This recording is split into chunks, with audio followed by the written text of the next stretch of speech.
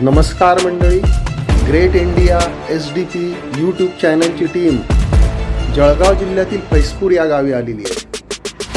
आता आपण फैजपूर या गावी का आलो, थोड्याच वेळात तुम्हाला याचं उत्तर मिळेल।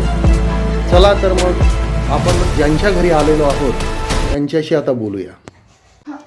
नमस्कार मंडळी, आपण आज जळगाव जिल्ह्यातील फैजपूर या गावी आलेलो आहोत आणि फैजपूर या गावामध्ये आल्यानंतर राधिका रवींद्र जोशी हिच्या घरी आपण आलेलो आहोत।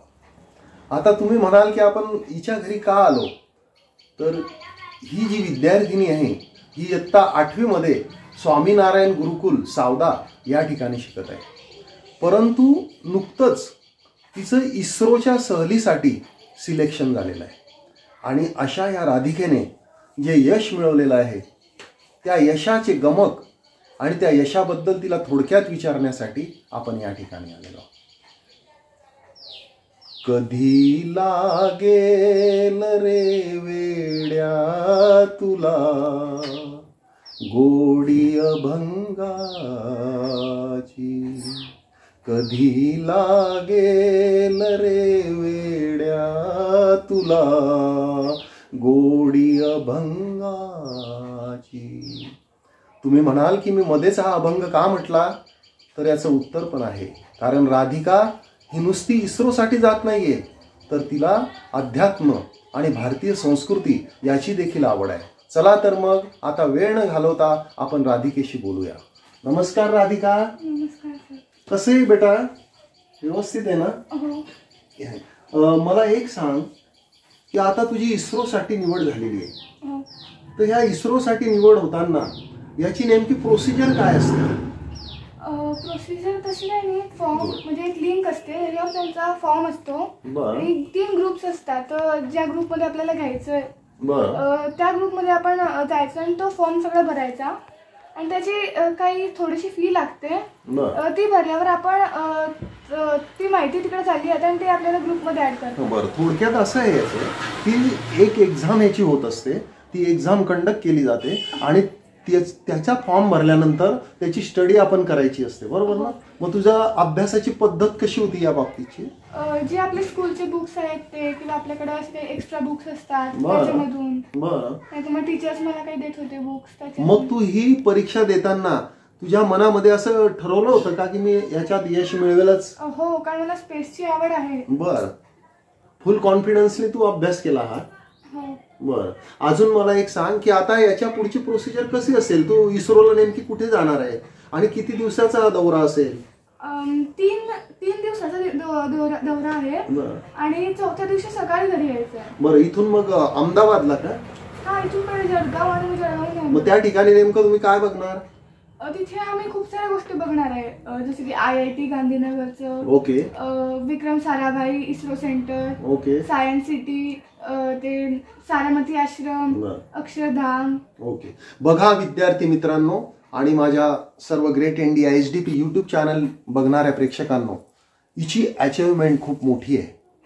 इतक्या बालपणामध्ये ह्या विद्यार्थिनीने अतिशय ग्रामीण भागच म्हटला जाईल हा, आणि अशा या भागातून इस्रोसाठी तिची निवड झालेली आहे।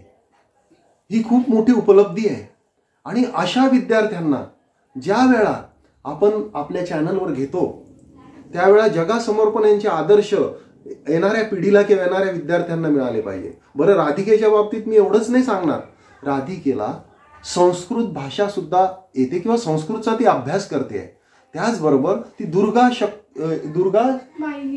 वाहिनी या ठिकाणी जाऊन सुद्धा स्वरक्षणाचे धडे घेते। अशी राधिका, तिच्याशी आपण थोडक्यात संस्कृत विषयी बोलूया।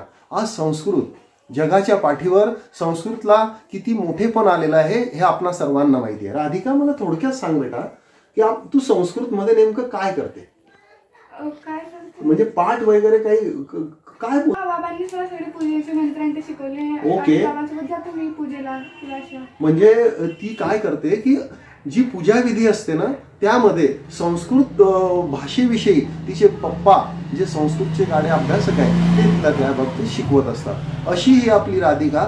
थोडक्यात तिला आपण विचारलं की इस्रोमध्ये तिचं सिलेक्शन कसं झालं आणि तिची निवड कशी झाली, त्याबद्दल तिने आपल्याला थोडक्यात का होईना पण तिच्या पद्धतीने आपल्याला मुलाखत दिली. मी तिचे ग्रेट इंडिया SDP यूट्यूब चॅनलतर्फे खूप आभार मानतो आणि तिला तिच्या भावी जीवनाबद्दल खूप साऱ्या शुभेच्छा देतो आणि थांबतो. आता आपण तिच्या पप्पांच्या ज्या राधिकेला आपण भेटायला आलो त्या राधिकेच्या मम्मी पप्पांशी किंवा आई बाबांशी आपण 2 शब्द आपल्या चॅनलसाठी बोलूया. नमस्कार सर. नमस्कार. मी आपणास प्रथम वंदन करतो आणि जोरात बोला. विनंती करतो की ग्रेट इंडिया SDP यूट्यूब चॅनलसाठी आम्ही आपल्या राधिकेची मुलाखत घेतली. तर हिची इस्रोमध्ये जी निवड झाली, ज्या वेळा हे निवडीचं पत्र सिलेक्शनचं पत्र तिला प्राप्त झालं त्यावेळेला आपली पहिली प्रतिक्रिया काय होती? पहिली प्रतिक्रिया म्हणजे मी तिला खूप प्रेमाने जवळ घेतलं आणि खूप मिठी मारली. कारण माझ्या ताईला मी नेहमीच सांगायचो की आता कुठे बाहेर गेलो की तिला असं म्हणजे तिला ओळखणारे होते की ही रवींद्र जोशी यांची मुलगी. आणि माझ्या ताईला मी एकच संदेश दिला होता की तुझ्यामुळे माझी ओळख व्हायला पाहिजे. ओके. आणि आता आम्ही जेव्हा बाहेर जातो तेव्हा आम्हाला असं म्हटलं जातं की अरे ती राधिका आहे ना इस्रोमध्ये निवड झाली, तिचे आई बाबा आहेत. आम्हाला खूप भरून वाटतं. बघा, शिक्षण आपण राधिकेच्या आई बाबांना ज्या वेळा प्रश्न विचारला की पहिली प्रतिक्रिया आपली काय होती, त्यावेळा मी बघतोय ते नयन देखील पाणावलेले आहे. शेवटी आई वडिलांचं मन असतं आणि अशा परिस्थितीत त्यांनी तिला शिकवण्याचा प्रयत्न करतायत आणि त्या ठिकाणी ती पण मोठ्या प्रमाणावर हे यश संपादन करते. कुठल्याही आई वडिलांना अभिमान वाटेल अशीच ही गोष्ट आहे. माझ्या सर्व मित्रांना आणि विद्यार्थ्यांना मी सांगू इच्छितो की असंच राधिकेसारखं यश आपण संपादन करावं. आणि तिच्या बाबांना एक प्रश्न की आपली राधिका आज इस्रो सारख्या ठिकाणी जाते आणि त्या ठिकाणी तिने नेमकं काय शिकलं पाहिजे आणि पुढे तिने काय करावं या बाबतीत मला थोडक्यात आपण सांगा. आपली अपेक्षा काय?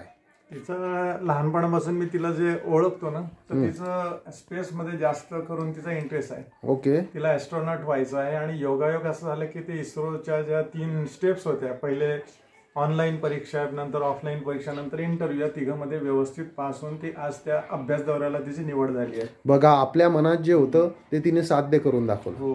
हे आपल्यासाठी खूप मोठं काम आहे. शेवटी प्रयत्नांती परमेश्वर असतो आणि त्यात तिला ते यश मिळालं.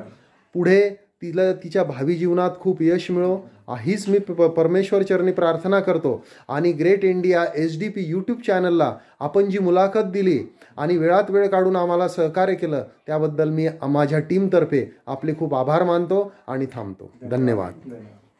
ग्रेट इंडिया SDP यूट्यूब चॅनलतर्फे राधिकेचा एक सत्कार आपल्या चॅनलतर्फे आम्ही करतो आहोत आणि राधिकेला खूप साऱ्या शुभेच्छा देतो.